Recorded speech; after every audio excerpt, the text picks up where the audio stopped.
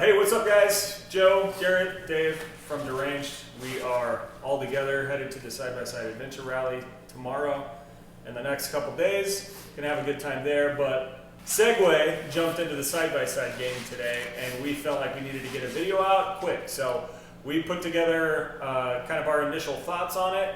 We'll run through that real quick. Didn't honestly see Segway jumping into the side-by-side game. I don't know if you guys did. Complete surprise. Pretty surprising to see him coming. Oh, you ready? Oh, man. Are you ready? Take 5. All right, take 6. Take 6 here. In this video, we're gonna run. I'm just rolling with it, and this is going in the video. In this video, we're going to run through the basics of the machine. We'll tell you what it sets apart from the what sets it apart. Oh my gosh, dude! Freaking. All right, guys. So in this video, we're going to run through the basics of the machine, tell you about what sets it apart from the others, and then compare it to the Razor XP because that's the closest model to it. So with that said. Let's jump into it, guys. Easy peasy, man.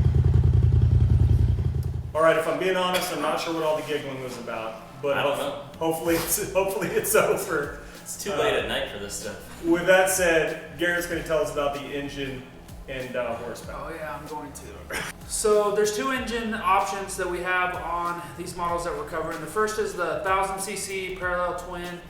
It runs 107 horsepower. It has about 72 foot-pounds of torque. The hybrid option is a 1000cc as well, but it runs 181 horsepower, which is more up there with the turbo class of the Polaris, XP 1000s. And it runs a astonishing 180 foot-pounds of torque. So basically, if those numbers are completely true, we're almost doubling the torque gain when it comes to the Segway machine. So kind of crazy with the hybrid. It's pretty cool to see. I mean, I'm not sure I'm going to go out and buy a hybrid UTV or side-by-side tomorrow, but it's pretty cool to see that kind of stuff happening in the game. And, you know, any innovation is going to help to bring others to innovate as well. So. I think it's going to be some definite head snap power with that torque right off the bottom end with that electric motor. It's gonna be crazy. Absolutely. It's gonna be Well, I fun. think it'd be nice to know too, like eventually, like, because they do the dyno test on all these, and it's like, okay, what do you actually achieve at the wheels? And being a hybrid option, if you went with that option with 181 horsepower and that kind of torque, I think the 181 horsepower, it's like you're almost gonna get all of that to the wheels. You get Comparative.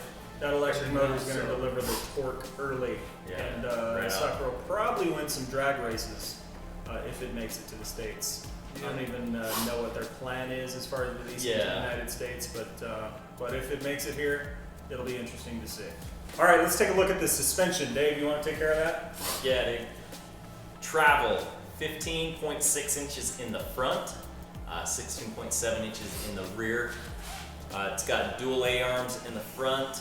So in the back, it's got a multi-link trailing arm set up, and it's got a sway bar. That's the word I'm looking for. Jeez. Overall ground clearance is 14.1 inches. 14.1. Pretty much on par with a lot of the machines that you see out there for ground clearance. Nothing crazy. Travel is not bananas either. Travel, I don't know offhand what a Razor XP is, but I don't imagine it's much more or less. It's definitely not anywhere near the Pro XP or any of the X3s that you see out there or anything else.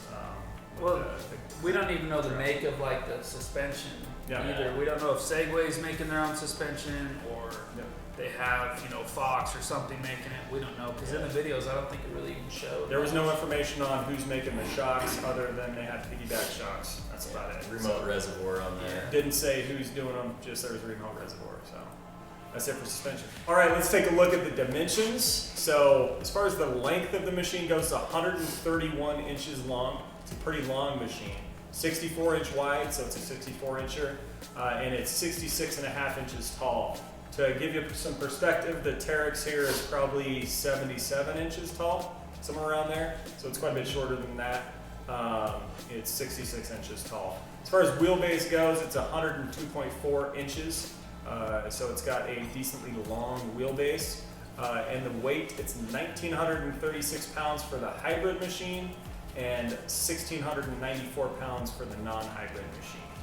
That's hard. So for some perspective, so to give you some perspective on this machine and how it compares to a Razor XP, the total length of this machine is 131 inches, and the length of the Razor is 119 inches, so 12 inches longer than a Razor XP. Same or close to the same width at 64 inches. And then the height of the machine, a Razor XP is 73 3/4 inches, while this machine is 66 1/2 inches. So probably a little closer to the stance of an X3 than a Razor XP. As far as wheelbase goes, the Polaris Razor has a 90-inch wheelbase, while this machine has a 102.4-inch wheelbase. So that extra 12 inches is all between the wheels. And then lastly, the weight on a Razor XP is 1,450 pounds, 1,448 anyway. So both of these new Segway machines outweigh the Polaris by quite a bit. All right, so just some closing thoughts on the machine.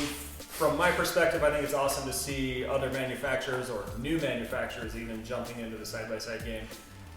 Is this machine, I mean, should Polaris and Can-Am and all the big manufacturers be shaking in their boots?